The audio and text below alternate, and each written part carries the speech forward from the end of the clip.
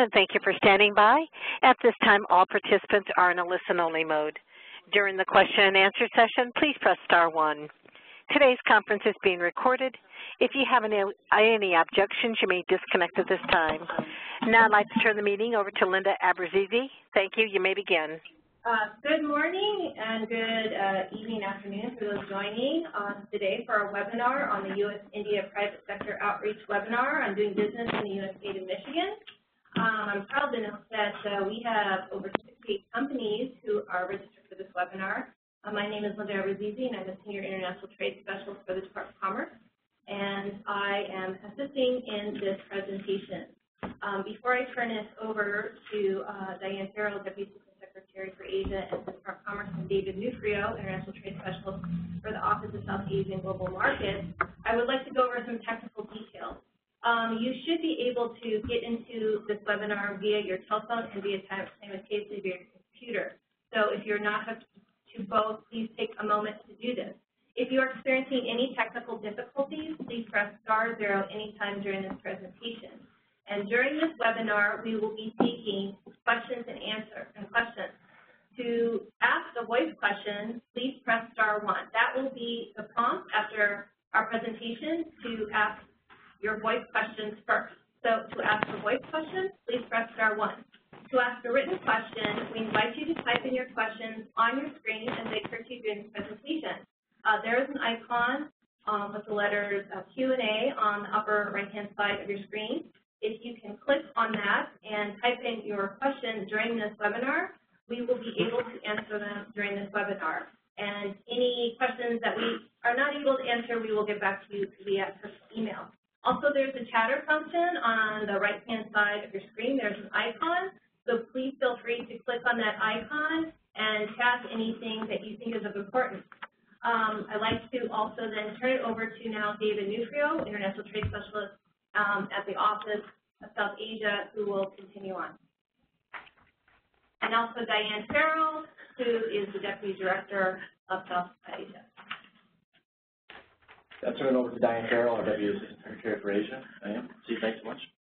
Thank you, David. Thank you, Linda. And good evening and good morning to all of the good people on our call, our webinar today. We are absolutely delighted to be continuing this very important series on doing business both in India and in the United States.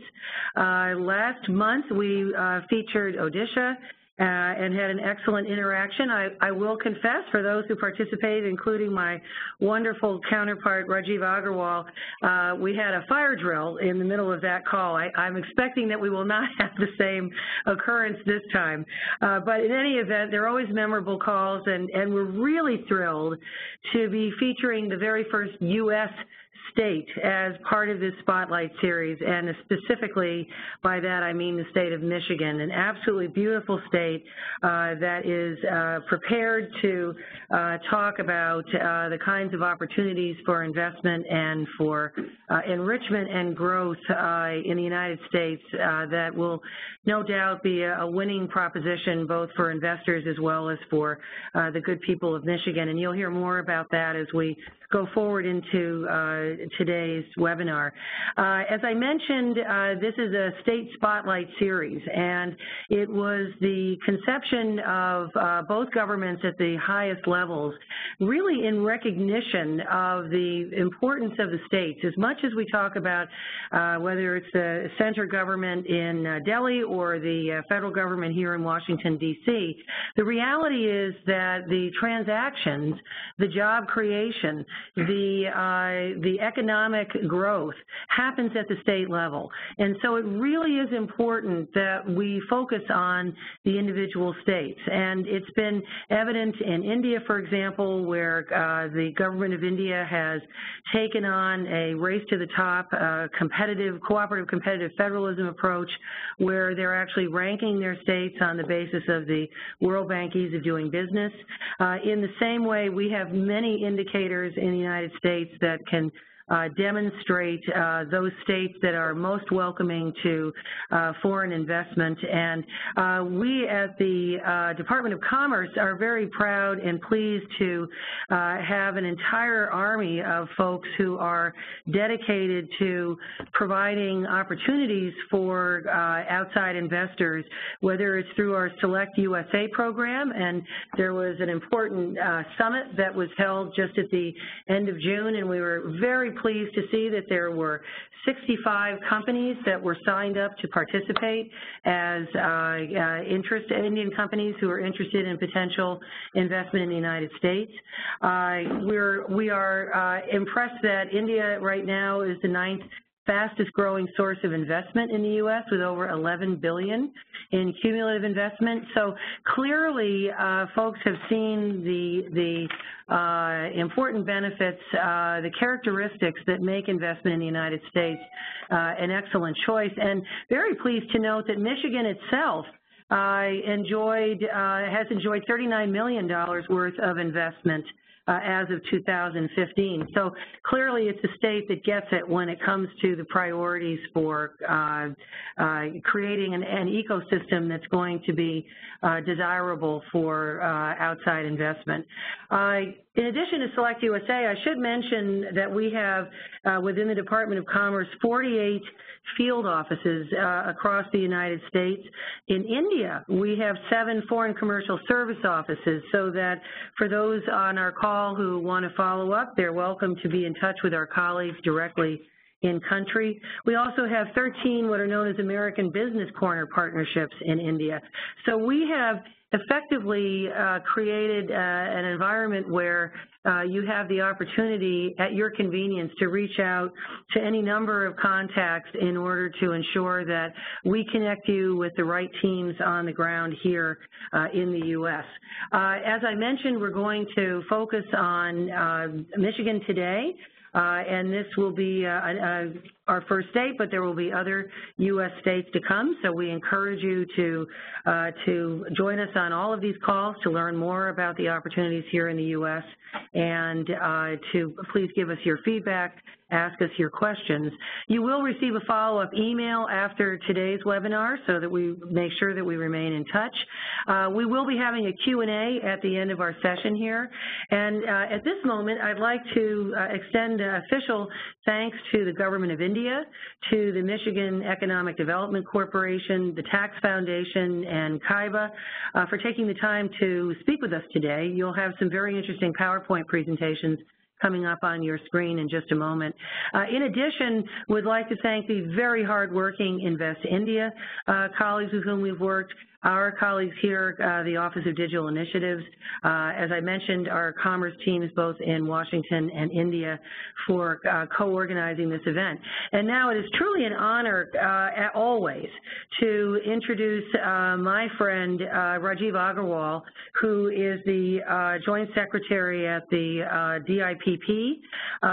He has been a stalwart supporter of this effort, and he has been a wonderful partner as we have worked jointly between the United States and governments of India to create a meaningful series to the private sector to ensure that we are providing every possible economic opportunity for citizens of India as well as citizens of the United States.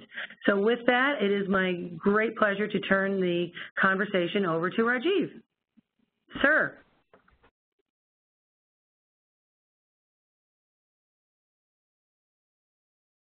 Rajiv?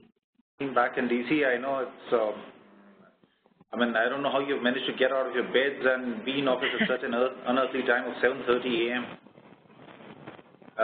To all my friends back here in India, a very good evening, and this is, in fact, the second webinar in this U.S. India State Spotlight Series, and the first for a U.S. state, the state of Michigan. I would like to extend a warm welcome from India and from the Government of India to all our colleagues who are joining us from Michigan. When this concept was first thought of last year, and as Diane has already pointed out, at the highest levels in two central and federal governments. So at that point of time, we were not sure how we would actually go about arranging this webinar series and how would we actually fructify the entire concept. But I can tell you from our experience from the first state, the Indian state of Odisha, the response was overwhelming, and even though we did have a fire drill, I guess Odisha is too hot a property from the investment point of view. So, but then I'm sure this time around there'll be no fire drills and we'll manage to get our Q&A in. We obviously recognize the importance of Michigan in terms of manufacturing, in terms of industrialization, and in the U.S., in terms of obviously the automotive sector, and even in terms of the lithium-ion battery, which I'm told the biggest manufacturer in North America is based out of Michigan, wind energy, and a host of other sectors in which the state is doing pretty well.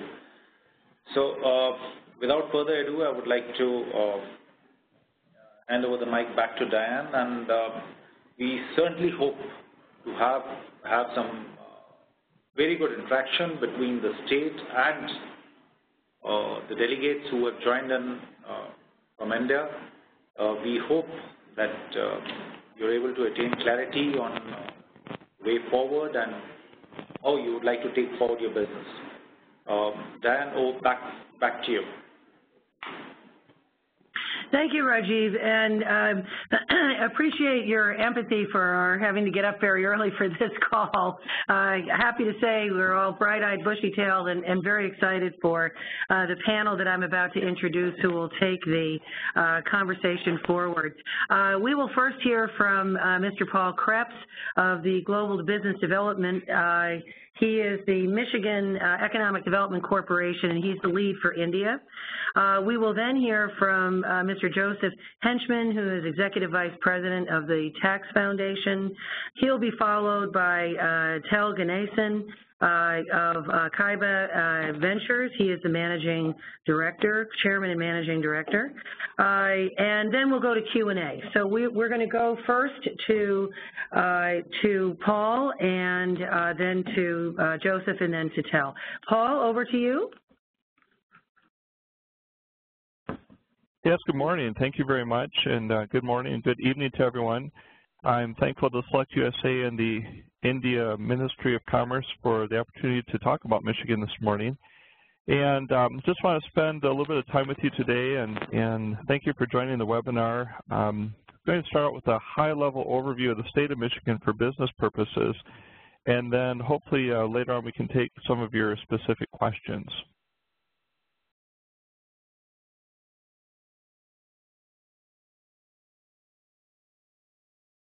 I'm looking for my presentation to pop up here.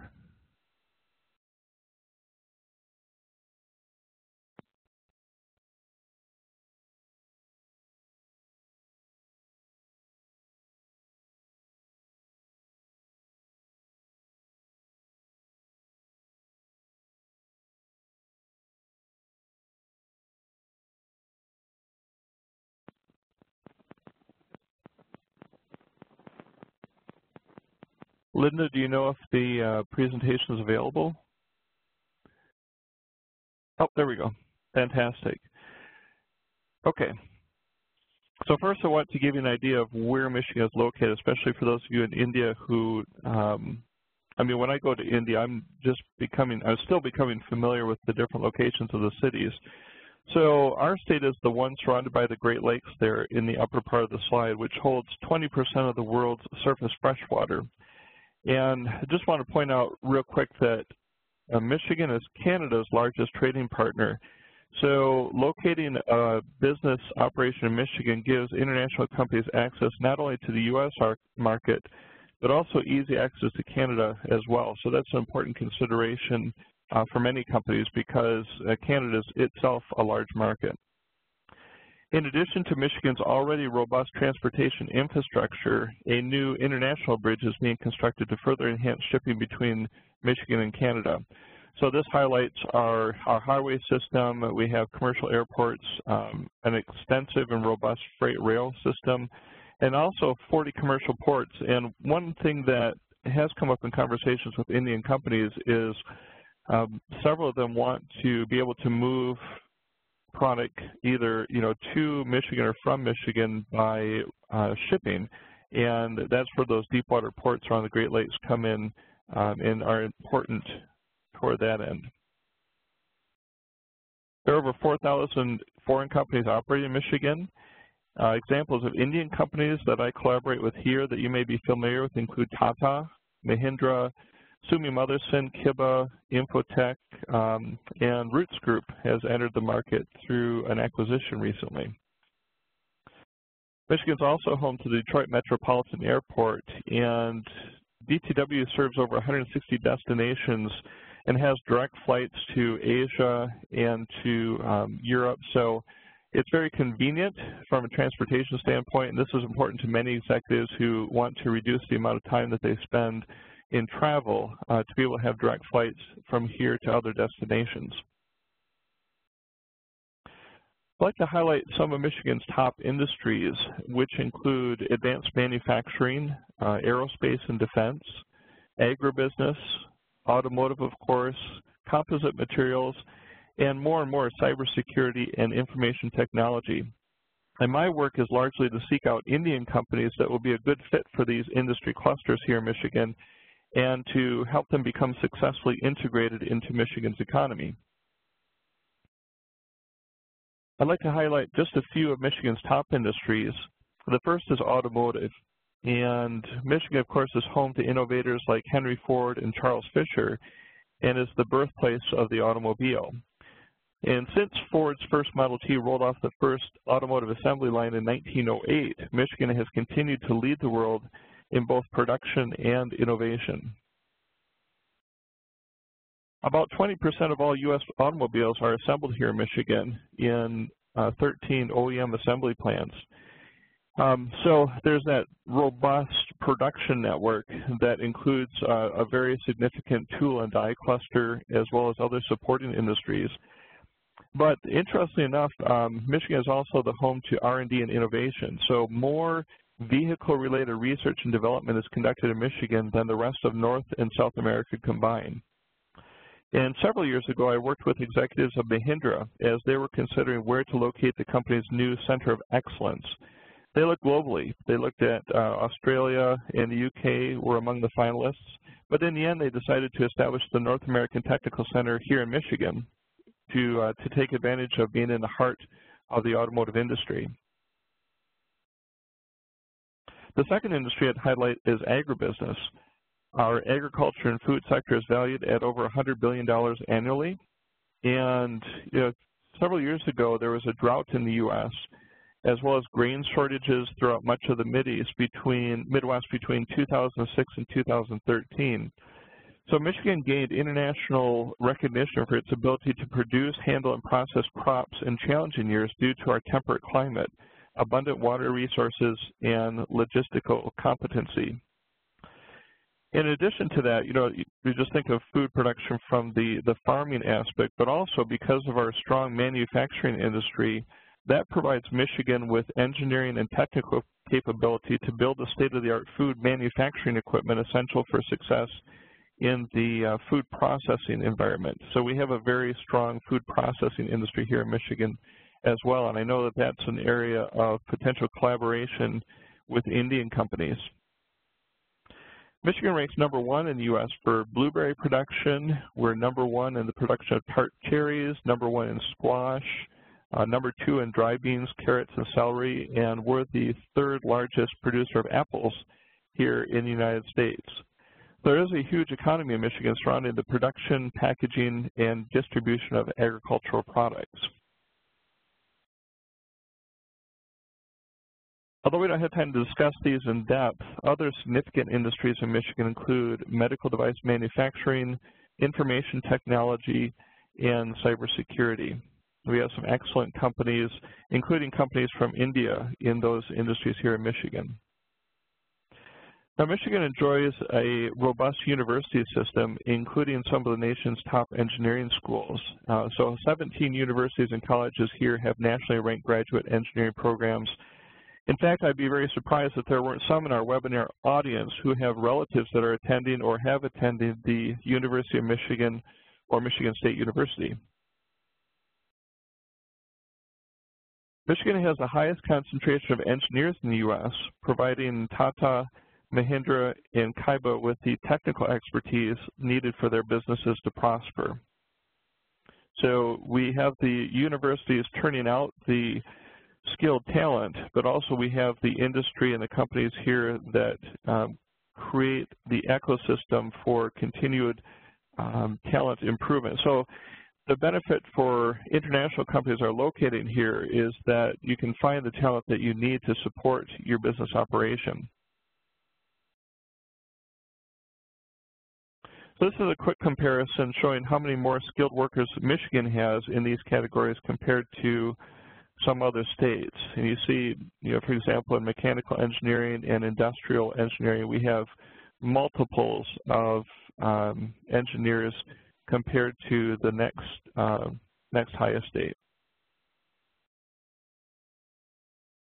So a skilled, technically proficient workforce of makers and doers is ready to go to work for you if you locate your operation here in Michigan. And especially in the Detroit region, there has been a renaissance and revival of computer science and IT companies. I've worked with several IT companies that were based in California that relocated or added additional capacity here in Detroit in order to take advantage of the talent opportunities that are growing here.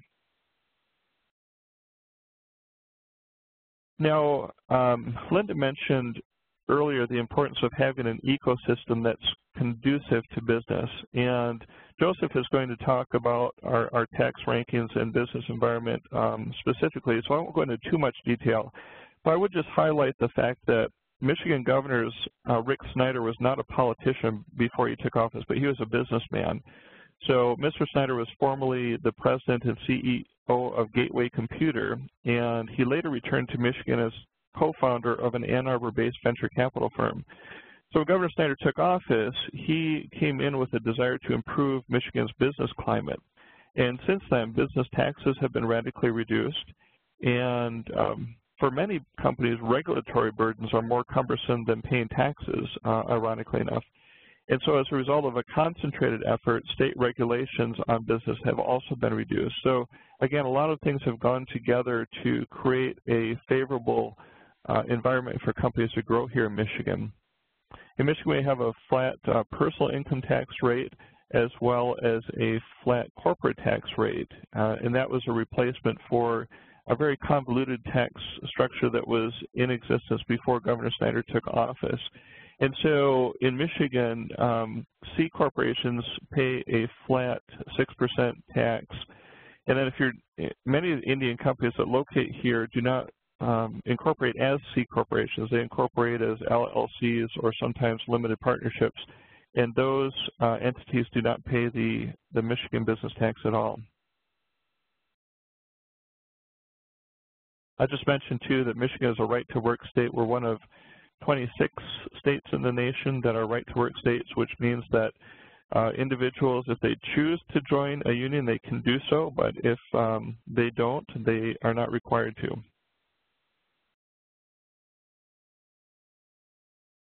In addition to having a generally favorable business climate, we also have specific incentives to help Indian companies locate and grow here.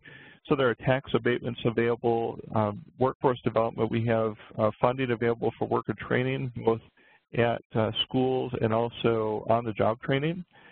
I'll come back to the Pure Michigan Business Connect in a moment. But also, so these are things that, really my job in working with executives of Indian companies is to identify your business needs and the opportunity you have and determine which Michigan resources and assets would be supportive of what you're trying to do here in the United States. Pure Michigan Business Connect is the one program when I'm working with Indian companies that really stands out as being that which seems to be the most helpful. And what the Pure Michigan Business Connect program does is identify investment interest and supply chain gaps of companies from around the world and then suggest the best Michigan companies for those interests to fill those supply chain gaps. And you can see some of the results here on this slide. So some of our key outputs here are involved with procuring new opportunities for Michigan companies.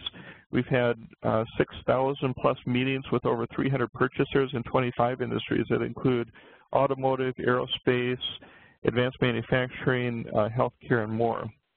So when an Indian company established itself here in Michigan, you become a part of the Pure Michigan Business Connect ecosystem. And one of the things that is very helpful too is that even before coming to Michigan, we can help with identifying potential technology partners or potential manufacturing partners of Indian companies, because a lot of Indian companies, they don't want to just come and create an assembly facility or something like that. They want to come partner with a Michigan company, bring their products, join technological expertise in order to kind of have a soft landing here in the U.S. market and then grow from there. So that's something that the Pure Michigan Business Connect program can really help with significantly. So again, to sum up kind of a brief presentation, we have a very large and capable workforce, a technical workforce and a production-oriented, manufacturing-oriented workforce that Indian companies can take advantage of here. We have a very competitive tax and business environment. The infrastructure here in Michigan is very robust, including trucking, the highway system, railways, air, and sea. And so you can, if necessary, you have all of those shipping choices to choose from.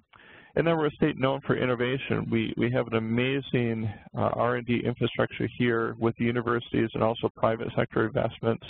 We're the first ever satellite office for the United States Patent and Trademark Office because so many patents are generated here in Michigan. And of course, the automotive industry is second to none here in North America. So in terms of both production and research and development, there are many opportunities for Indian companies that are in that industry or suppliers to take advantage of. Michigan is a great place to not just to work, but also to live and to play. We have a fantastic environment. We have over 77,000 square kilometers of forest land. The Great Lakes, again, compose about 20% of the world's surface freshwater, so there are many recreational opportunities there. There are something like 11,000 inland lakes available to spend time in. So just something to consider, because I know a lot of Indian businesses, once they begin operations here, they end up spending a lot of time here traveling back and forth. So please do jot down my contact information. I'll be very happy to speak with any Indian executives about the possibility of growing your business here in Michigan. I personally traveled to India. I was there in November and again in March, and I'll probably be coming back in December. So I hope to perhaps be able to meet some of you then or welcome you here in Michigan. So with that, we'll turn it back to you, Linda. Actually, thank you so much, Paul. It's Diane here, but absolutely delighted. Great presentation, and I was lucky enough to be in Michigan a couple months back, and everything you said is absolutely true. It's beautiful. It's efficient. The proximity to academic institutions is incredibly advantageous to companies, and yes, there are a lot of success stories with household names from India, but also some that are less familiar, but also making the most of their investment in the state of Michigan.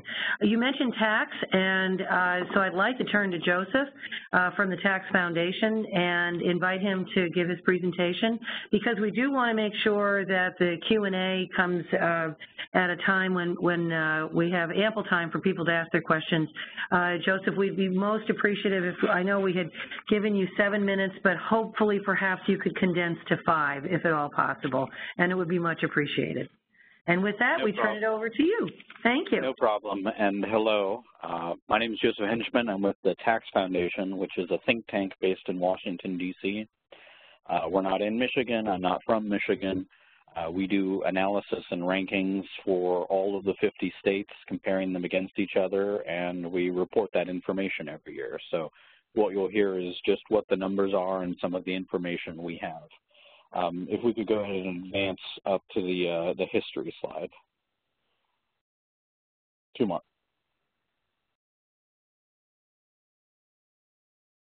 One more. So I provide all of this background information on Michigan's taxes primarily to make the following point. The changes that have been talked about and that I talk about here are relatively new for Michigan.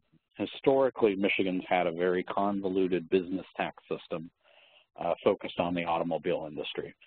So the idea was to make sure the automobile industry was protected and we paid a lot of money, but not in a punitive way, even if it meant harming the rest of the business climate. And so you had what was known as the single business tax and then the Michigan business tax, which were very punitive on investment and capital expansion. That all changed in 2011, where those taxes were repealed and replaced with a corporate income tax similar to that that exists in other U.S. states. In addition to that, in 2014, the decision was made to phase out Michigan's tax on business property, which is also a tax that exists in a number of states. So Michigan's reputation is one of a very convoluted, very burdensome business tax system, but that's actually changed significantly in the last several years. Next slide. One of the reports we put out is measuring state and local tax burden. This is the how much. How much does the government of a state consume in the overall income of the state? Michigan is 9.4%.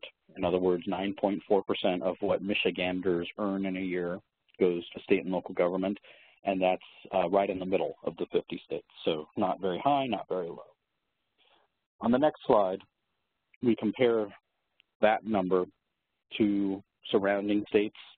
So Michigan, as was noted, is up there in the in one mark number 25, compared to some of its neighbors, a little bit less, a little bit greater of a tax burden than some of the northeastern states, but a lower tax burden than quite a few of them. Next slide. I would note that historically the tax burden has been much higher in Michigan, 10 to 11%, but it's declined noticeably since 2009, particularly in business taxes. So today, business taxes make up less than 2.5% of Michigan's revenue, which is far below the national average. Next slide. There's another report we put out that compares the structure of taxes, so not just the dollar amount, but also the way in which it is collected, because there are better and worse ways to collect revenue. So how simple, how neutral, how non-complex is the state tax system? And we look at not just corporate taxes, but individual taxes, which many business entities pay anyways, sales taxes, property taxes, and unemployment insurance taxes. Next slide. Overall, on this measure, Michigan ranks 12th out of the 50 states, and that's where 1 is the best, the best tax system in the country, and then 50 is the worst. So 12 is very good, and it's much higher than where Michigan has been up until very recently.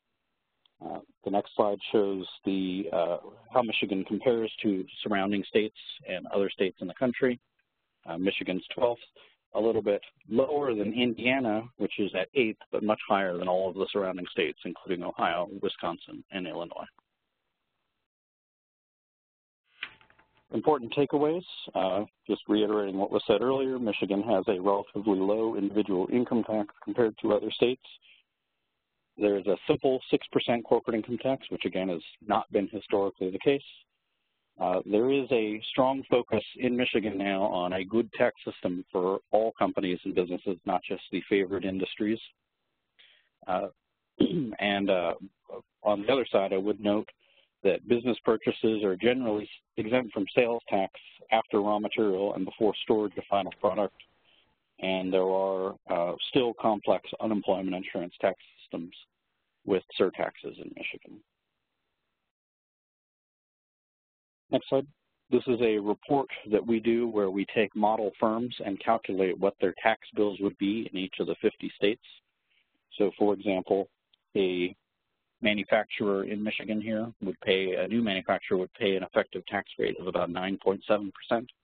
That'd be 15th best out of the 50 states. And we have more detail on each of these firms available in our larger report called Location Matters. But, the next slide gives some top-line information on that. Michigan's business taxes have been greatly reduced following the repeal of the MBT, and I would also say since the repeal of business property taxes as well. Manufacturing in particular has a very low tax burden in Michigan compared to other states due to single sales factor apportionment. Some concluding thoughts. Michigan's business tax structure is stable and conducive to economic growth, which again is not something that anybody would have said a few years ago. So this is a fairly recent development. Michigan's tax burden is also similar to Indiana, which is also a very low pro-business tax system, and lower than other states. Compared, Illinois and Wisconsin have very high tax burdens, and those states have been less focused on reducing capital investment and job creation than Michigan has. And I'd also say Michigan's taxes are fairly straightforward with no hidden taxes. But if you are going to invest, be sure to determine any potential liability on sales tax and unemployment insurance tax, as those remain some high areas. And with that, I'll turn it back over to you. Wonderful. Thank you so much, Joseph. That was perfect. And if I were Paul, I would be beaming right now. That was a very positive report about tax reform in the state of Michigan and bodes well for both investment that's in the state presently, but future investment. We're now going to turn to Tel Ganesan, who has an on-the-ground story to tell with his company, and also very pleased to note that Tel is the president of TIE Detroit. And I hope that most of our listeners are aware, but TIE stands for the Indus Entrepreneurs. TIE has been a real positive driving force within the Indian American community in terms of its business outreach, and it's very famous for its TIECon events. And I'm sure that Tel will take a moment to highlight the TIECon event that's planned for this coming November in Detroit. So Tel, if you could tell us a little bit about the business, a bit about your experiences setting up in Michigan, and then the TIECon event, that would be terrific. And if we could compress your presentation from 7 to 5 minutes, as Joseph did, that will give us more time for folks to be able to ask their questions of our esteemed panelists. So with that, Tel, thank you very much. Good morning and good evening. So I'm not going to talk a lot about my company, so we can keep moving to the slide. Let's move to the next slide. Yeah, so so Kaiba is an IT and engineering and professional staffing services company, and we have over 700 employees and about 6 locations. Next slide, please. And then we are an award-winning company. We won several different awards. Next slide, please. And so last year I stepped down from the day-to-day operations of the parent company Kaiba. Then I started 2 different companies with a lot of things improving in Michigan. So I have a Kaiba Ventures company. It's focused on investing in significant growth opportunities in the region. The next one, please. And then also it's a Kaiba Accelerator. It's focused mainly on startups. So we try to cover the whole range, all the way from startups to investing in investment-ready companies. Next slide, please. These are the various technologies that we plan to invest, all the way from connected cars, autonomous vehicles, smart cities, travel and transportation, insurance, etc. Next slide, please. Yeah, so with that, we come to the main highlights of our today's discussion. So I started this company, Kaiba, as a one-man operation way back in 2005 after working at Chrysler for almost 13 years. So and then, obviously it was a bootstrapped operation, and we, grew the company through mergers and acquisition, and our major customers are FCA, GM, Ford, most of the big three automakers here, Valeo and Mercedes-Benz Financial Services. And then I want to quickly talk about how the economic development community is in Michigan. As you know, Governor Snyder is an entrepreneur himself, an investor, and businessman from his prior life. So with a governor like that, we have pro-business atmosphere in Michigan, at least in the last 6-7 years that I could think of. And as Paul mentioned in his presentation, through the Michigan Economic Development Corporation, we have several programs. One of them I like the most is the Pure Michigan Business Connect. And they also have, organization to focus on talent. As you know, we have a lot of engineering talent in the region, so they are working on them. And then several, other divisions like entrepreneurship and, of course, the business development to attract companies from overseas into Michigan. I just want to take a few minutes to talk about how I see the business climate in Michigan at the current time. I just want to give a, quick history as to what the, state has been doing in the past. Everyone knows that, Michigan was the innovation capital. The cars were invented here in the early part of the 20th century, long before Silicon Valley. And we were the center of universe back then. And somehow we lost mojo a latter part of 20th century. And we even hit rock bottom in 2009. Many wrote us off, and even Time Magazine called us a dead city. The city itself went through bankruptcy. The major automakers went through bankruptcy way back in 2009, GM and Chrysler. But I sense times are very different now. It's a comeback city, comeback state, with the connected cars, autonomous vehicle, artificial intelligence, all these disruptive technologies that is taking place. Now Michigan, I would say, is leading the mobility race, and I feel I'm at the right place, right time. In fact, we are at the exciting times in Michigan right now. And I read the latest report from the Michigan Venture Capital Association, which says there's a 50% increase in Detroit City in terms of number of startups when you look at the last 3 years. So the city itself is coming back. And, so in the past, it's always used to be that, entrepreneurs in the region, we used to call people in the Silicon Valley and, hey, we want to come over there, we want to connect and, expand operations over there. But I see the trend is changing differently. In the last year itself, I have, 10 meetings, people wanting to have in Detroit and keep calling us. So from that standpoint, and then if I talk to several immigration attorneys in terms of the engineering talent that they process for the visas and all that, it's also increasing in the last couple of years.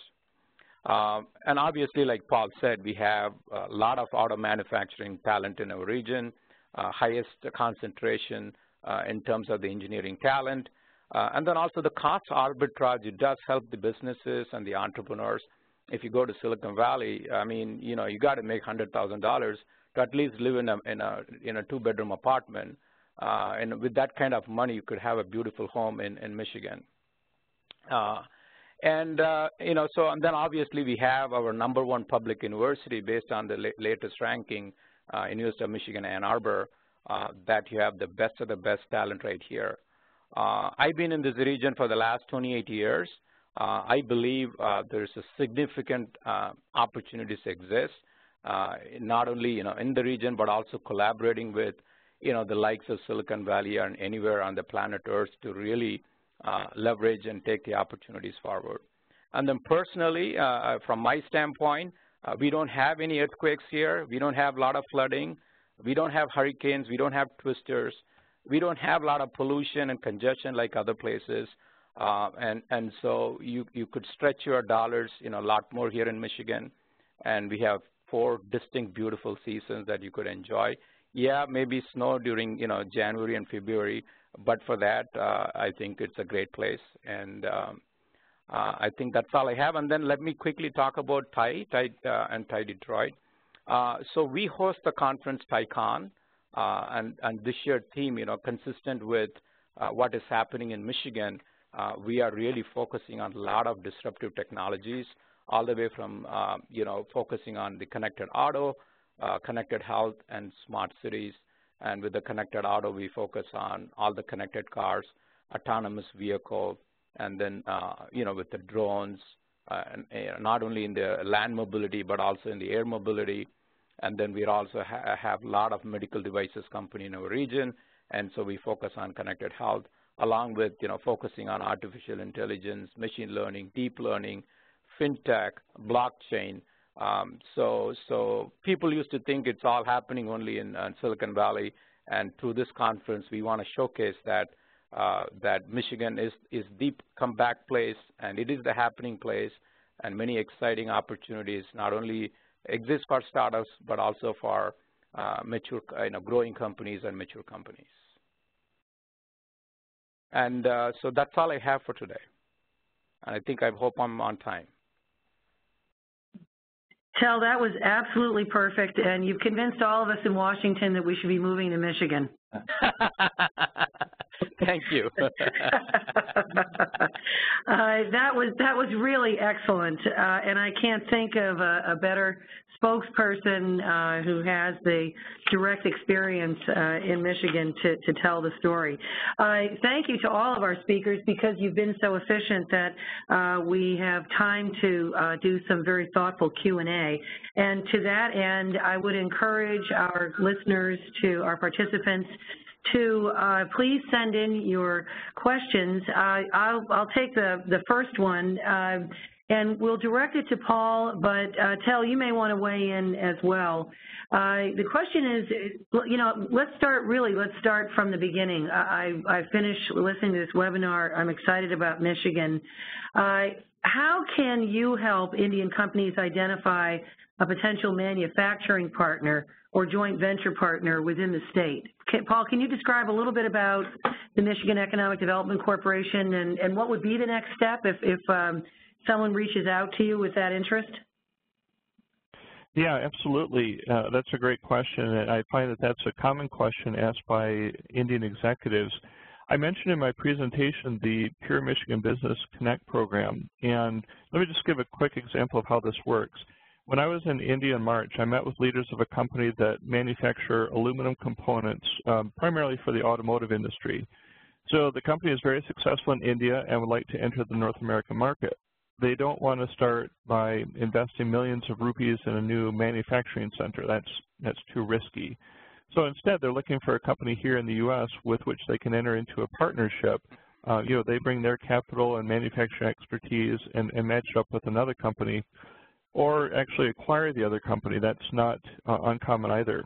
So what I did was I asked them to provide me with details, what size of company they'd be interested in looking at, what capabilities would be a good match for them, and so forth. And I took that information that they provided to our Pure Michigan Business Connect team, and they scanned their database and came up with a list of about 15 or 16 good company matches here in Michigan. They provided me with profiles of those companies, which I shared with the Indian client. And now the Indian executives will review those profiles, pick through, maybe find 5 or 6 that are good matches, and then we here at the MEDC will facilitate conversations with those select companies. In other words, we'll contact the company executive, say, there's an Indian company that has these capabilities, they're interested in having a conversation about a potential partnership. Would you like to talk with them either by phone or if we could set up a meeting here in Michigan? So that's kind of how that goes, and we do that quite frequently. Okay, that's excellent and very helpful. Tel, let me go to you real quickly. Just interested, again, through your Thai work, but also the number of years that you've been in Michigan specifically. What are the common misconceptions that Indian investors may have about the United States generally or about the state of Michigan, leaving the snow out of it? The misconceptions are there, that there are not enough opportunities, that's one of the things that I see. And then people generally gravitate towards people that they know, and then they try to do things over there without really doing a proper evaluation, of their business fit. For example, if they are in an automotive industry and then related ancillary industries, then obviously their focus got to be here. But just because their buddy is somewhere in Silicon Valley, you can't move over there. That's what I see common mistakes that people make. And so I think that's what I see. Yeah, that makes sense. And that's, part of the opportunity and the responsibility at the same time that the states have to make sure that they are showing the kind of diversity of opportunity. We had someone write in a little earlier looking for a little bit more on the technology side in terms of any incentives. That's probably coming from some of the concepts that have been espoused in India to create sort of digital hubs, SEZs, that kind of thing. Is there anything that you could tell us further on that, Paul, in terms of the specifics to, incentives related to technology? Sure. We do have financial incentives available, and that it really comes down to a specific project. So we have cash grants that are available for companies that are creating businesses or hiring a certain number of employees here in Michigan, and you'll be happy to look into the possibilities of that as well. I think, the most important consideration for a business is in terms of where will my business prosper. In other words, what is the location where everything is in place where my business can get started and grow. And I think that's why companies in the IT space like Kaiba are prospering here, because there's a huge talent base, and you can't underestimate talent, because I do know of companies that have located an operation somewhere else because they got a lot of financial incentives, and then they open their doors and they have an awfully hard time either identifying or retaining the employees that they need. And so it becomes a bad business decision. So as Tel was mentioning, here in Michigan, for that sort of company, we have a very strong infrastructure, a very strong talent base with the universities, and that. There's also a lot of innovation going on in the private-public sector where those two meet. So just for example, in the connected vehicle space, there's something set up at the University of Michigan called M-City, which is a 35-acre site where there is, basically it's a small town set up with facades and signposts and pedestrians and everything that a company needs in order to test autonomous vehicles. And then another 500-acre site is being developed in Ypsilanti Township, which will, be like that, only 10 times better and bigger. So these are opportunities where a company can come in and have the support that they need in order to grow their businesses and to test their equipment and to test their concepts and so forth in partnership with the public universities and also with the private sector. Thanks. Those are some really interesting examples. We had a question come in with regard to, and again, I'll toss this to Paul, to the agriculture industry, specifically in Michigan. Is there anything you'd like to say there with regard to the industry, its special needs, as well as its important opportunities? Yeah, the agribusiness is, again, it's Michigan's second largest industry next to automotive, so it's very important to us. We place a lot of emphasis on growing the industry, helping the people in both the farming side and also the food processing and distribution side. So there's a lot of new investments being made by companies here in Michigan. And this is where I see an opportunity with Indian companies, because I think that there's technology and processes here in Michigan that companies have to offer that I think if, an Indian company could form a partnership and bring some of that technology to India, I think you have good outlets for it there, because I do read, and I've talked with people there in India about the problem of food storage and food distribution. And I think that if there could be a good collaboration between Michigan companies and Indian companies on that front, that there's a good possibility that there could be success there for growing a business that would be beneficial to not only the company but also to the people of India. Excellent, thank you. A question for Joseph. Your presentation was excellent, and logically speaking, it would seem that when states pay attention to taxes and look for opportunities, you talked about Governor Snyder and his somewhat entrepreneurial approach to government as a private sector person.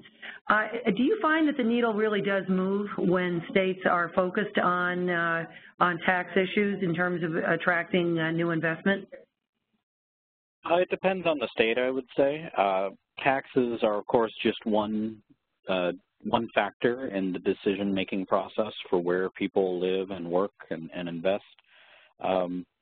So the way I always frame it is that taxes can accentuate a strength, or they can help overcome a weakness. If you've just got nothing, taxes aren't really going to help you. And if you've got a very burdensome, even the best environment can't be overcome by a bad tax burden. So with Michigan, I would say they've got a lot of countervailing, a lot of good strengths, of course, and those have been mentioned: transportation, education, location, manufacturing, and so forth. And I think a good tax system can help strengthen that more than it can in a lot of other states. That's great, thank you. To go back to Tel just very quickly, Tel, will TICON in November have anything that might be specific to first-time investors? Yes, I mean, if they're really looking for, opportunities, yes, TICON is the place to be in. I mean, and like I mentioned, we cover all areas of technology, not just auto, but also health and also infrastructure. So yes, there will be a lot of opportunities to identify startups. That's great. I'm going to leave it there because I think we're coming up on the 1 hour mark, and we want to be respectful of people's schedules. But I really am so very appreciative to our panelists because between Paul, Joseph, and Tel, I think our participants have gotten a good flavor for the state. 1 hour is clearly not going to provide all the answers and information, but I believe that it's given our listeners a very good opportunity to probably seek out those further details that might help them to understand more about what Michigan has to offer and how it might be a good fit for your respective companies. And I'll give a plug to TICON because it's an excellent organization. Their events are extremely well attended. They're very effective. They always have high-level, high-powered speakers, and this would be a wonderful opportunity to plan a trip to Detroit for November. And it's not too cold in November, let's be clear. And I forgive the pun, but, to kick the tires, as it were. So with that, I'd like to just offer an opportunity for Rajiv to give any closing comments that he might have before we close out the call. Rajiv, any thoughts? Mr. Rajiv is back to his room because of some pressing assignment, but definitely we would like to thank all of you, Mr. Paul Krebs, Mr. Joseph, and Mr. Ganeshan, for the insights they have provided about doing business in Michigan. And Dan, I'm very much thankful to you for moderating this discussion and for moderating for the benefit of both the businesses in USA and India. Thank you once again. See you again day after tomorrow. Yes. We'll be doing, for those who are interested, we'll be doing a call on the implementation of the goods and services tax in India. We have an excellent panel to discuss how the rollout is going and what its implications are for businesses. Let me also add my grateful thanks to the government of India, to all of our colleagues in Delhi and beyond for their participation.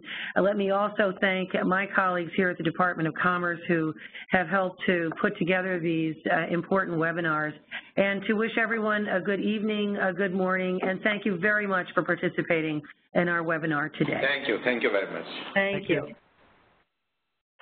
This concludes today's conference call. Thank you for participating. You may disconnect at this time.